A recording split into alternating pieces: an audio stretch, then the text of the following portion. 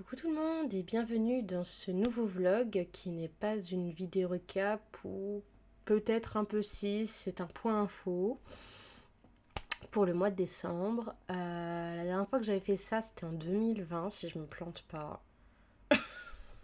C'est dire à quel point ça date. J'avais envie de faire ce point info parce que je me disais que c'était bien de vous tenir au courant de certaines petites choses qui se sont passées récemment. Notamment bon, par rapport à mon manga, hein, à la base c'était pour ça que je voulais faire le point info au tout début, expliquer pourquoi j'allais prendre du retard. Parce que en gros, comment dire, donc le volume 3 est sorti donc début mai, si je me plante pas, ouais c'est ça. Le volume 3 est sorti début mai, j'ai réussi à faire le storyboard dans les mois qui ont suivi. J'ai commencé le crayonné, fini d'ailleurs le crayonné du premier chapitre du volume 4. Mais j'ai dû mettre en pause le processus et ne pas enclencher l'ancrage pour diverses raisons. La première raison est que j'ai décidé de passer mon permis de conduire. Mais qu'avant de passer mon permis de conduire, il faut que je passe mon code. Et pour les personnes qui ont déjà passé ce genre d'étape, elles savent à quel point la première étape cruciale du code est la plus chiante. Et du coup, bah, c'est pour ça que je m'étais dit, bon, je finis au moins le crayonné, histoire d'avoir quelque chose, une petite base, au moins de dire que le truc a déjà été entamé, vous voyez ce que je veux dire. Mais voilà, à partir du moment où je l'ai eu fini, je me suis dit, bon, allez, maintenant, je me mets bien dans le code. Et franchement, au début, j'étais vraiment bien partie, j'étais motivée et tout. J'avais mon petit planner qui est là et je marquais tous les jours faire une session de code et tout ça. Et en vrai, j'étais bien rodée et tout. Et en parallèle de ça, j'avais aussi commencé un projet avec mon ami Tig, qui du coup va faire le Ulule de son volume 2 de l'Oiseau de l'Est. Si vous vous souvenez, dans une de mes vidéos récap, je vous avais fait du coup la review de son roman. Et on avait discuté il y a quelques temps de ça par rapport aux deux personnages principaux, Nao et Natsu, du fait que j'adore ce couple et tout ça, et que j'avais très envie de faire une collab avec elle à un moment donné, entre potes, comme ça, pour le fun. Et il s'avère que cette collab qui était censée être pour le fun s'est transformée en chapitre bonus pour le volume 2 de son roman à venir, donc qui sera donc sur Ulule le courant février. Et du coup, ça m'a posé une deadline à laquelle j'étais pas prête, qui était du coup pour décembre. Je vous dis ça alors que j'ai fini à peu près le crayonné du chapitre 17 en octobre, début novembre peut-être. Et ouais, non, je crois que ça devait être fin octobre, un truc comme ça, parce que courant novembre, en tout cas, j'étais à fond dans son chapitre bonus, qui fait donc 17 pages, et que j'ai très hâte de vous présenter une fois que le roman sera sorti.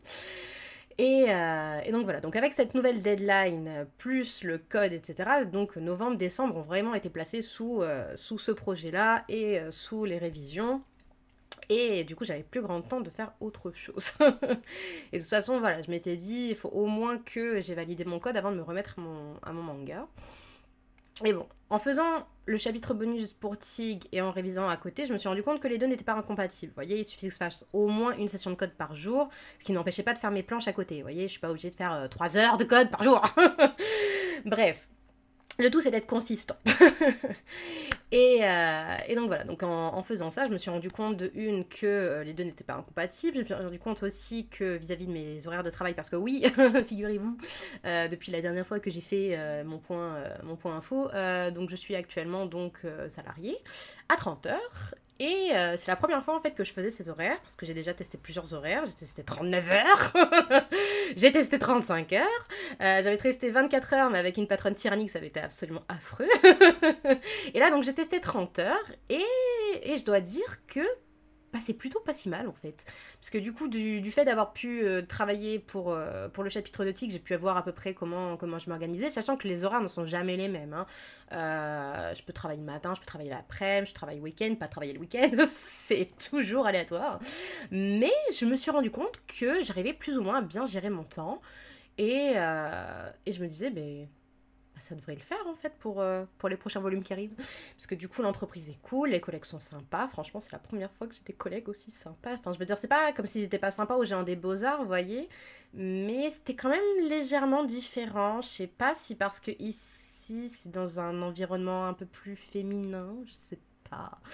Euh, Mais bref, en tout cas, je suis très contente d'être dans cette équipe, que tout le monde est très gentil avec moi. J'ai même une de mes collègues qui m'a invitée pour le réveillon de Noël et sans déconner, les gens, c'était un des meilleurs réveillons que j'ai passé depuis des années. Des années. Vraiment, c'était un pur bonheur, quoi. Alors que ça fait des années maintenant que je redoute le mois de décembre à cause des fêtes. Et ben là, franchement, c'était trop bien. Donc, que dire, que dire, que dire. Donc voilà, donc du coup, nouveau taf, nouveau machin, nouveau truc. Mais voilà, je m'étais dit, bon, à partir du mois de janvier, normalement, je devrais pouvoir me remettre à mon manga. C'est ce que je m'étais dit. Et... Et là, il s'est passé un truc que je n'avais absolument pas anticipé. Et en même temps, comment anticiper un truc pareil? Durant les 2 dernières semaines, l'état de mon chat Salem s'est énormément dégradé. Au point qu'il nous a quittés le 23 de ce mois-ci. Voilà. Ça faisait 1 an que cette petite boule de poil était avec moi et c'est dingue parce que ces derniers jours j'arrive à en parler sans pleurer. Mais ça a été vraiment très dur. J'ai dû aller toute seule à la clinique pour lui dire au revoir. Et ce jour-là, c'était même pas sûr en fait que je doive lui dire au revoir. Je devais juste aller vérifier ses analyses et voir qu'est-ce qu'on pouvait faire par la suite.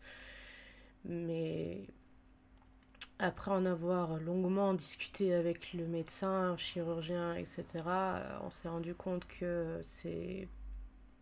Comment dire? Son diagnostic était vraiment très, très, très défavorable. Et, et je voulais pas qu'il souffre. Je pense que c'est le principal quand on recueille un animal, de penser vraiment ce qui est bon pour lui et pas ce qui est bon pour nous. Donc comment vous dire que du coup c'est un petit peu compliqué pour l'instant de penser à me remettre au travail. Donc en vrai je vous dis ça alors que je sais que ça me ferait du bien de penser à autre chose, de me remettre à quelque chose qui me fait plaisir, qui me fait du bien pour évacuer tout ça. Donc je ne saurais pas vous dire si je vais vraiment réussir à m'y remettre courant janvier comme c'était prévu ou s'il va me falloir un petit peu plus de temps pour m'en remettre. Mais, mais en tout cas, je sais où je me dirige et je veux faire du mieux que je peux pour repartir sur de bonnes bases et même si ça peut sembler un peu tôt, je songe déjà à réadopter par la suite parce que je me suis rendu compte à quel point c'était bien et bénéfique en fait d'avoir cette présence animalière à mes côtés, qu'il a été vraiment d'un énorme soutien dans tous les moments difficiles que j'ai pu vivre cette année et, et je me dis que je veux pas vivre sans ce genre de présence pour les restants de mes jours. Donc, donc voilà, du coup, désolée pour les news pas très réjouissantes. Mais voilà, je pense que c'est important quand même d'expliquer pourquoi je donnerai pas trop de nouvelles sur le manga d'ici les mois qui viennent. Parce que là, du coup, j'avais réussi à poster quelques previews pour le dernier chapitre du volume 3. Mais une fois que ces previews seront finis, je serai un peu en mode bon. Et maintenant, et ben, on attend. Donc ouais, du coup, je vais juste prendre le temps qu'il me faut pour me remettre et m'y remettre quand je pourrai, quand je jugerai que ce sera bon et prendre le temps qu'il faut et vous donner un chapitre de qualité. Non, enfin, pas un chapitre, un volume de qualité. Parce que, quoi qu'il en soit, ce volume est Et j'ai l'impression de le dire à chaque volume, vous savez, mais, mais là, vraiment, avec ce nouveau volume qui arrive, il va se passer plein de trucs trop bien. Et vraiment, vraiment, le storyboard a été compliqué à mettre en place parce qu'il y avait une relation qui se développe et qui a été assez compliquée à amener, beaucoup plus que ce que j'imaginais en vrai. Et en vrai, j'ai vraiment, vraiment hâte que vous voyez tout ce qui va se passer parce que waouh, il se passe plein de trucs. Il se passe des trucs au niveau du lore, au niveau du relationnel, il se passe des trucs au niveau de l'histoire, enfin bref, plein de trucs. Donc ouais. Du coup, j'ai vraiment, vraiment, vraiment, vraiment hâte de m'y remettre parce qu'il y a tellement de chiffres, il y a tellement de moments émotion, tellement de moments drama, tellement de moments révélation, etc. etc. Donc ouais, franchement, ce volume, il va envoyer des paillettes. Parce que vous me connaissez, vous savez que j'aime les paillettes. Donc, ouais.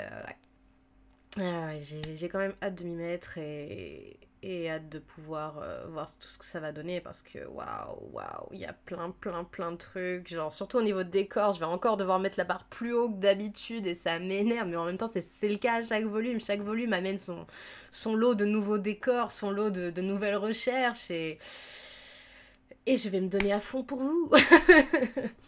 D'ailleurs, soit dit en passant, je me suis rendu compte qu'on avait passé la barre des 100 abonnés. Et du coup, je me demandais si j'allais pas faire une FAQ, vous savez, la foire aux questions. Donc, si jamais vous avez des questions à me poser sur mon parcours de dessinatrice, d'écrivaine, etc., etc., n'hésitez pas. Ou d'autres questions qui n'ont absolument rien à voir, mais pas trop personnelles quand même. Voilà, quoi. Enfin, bref.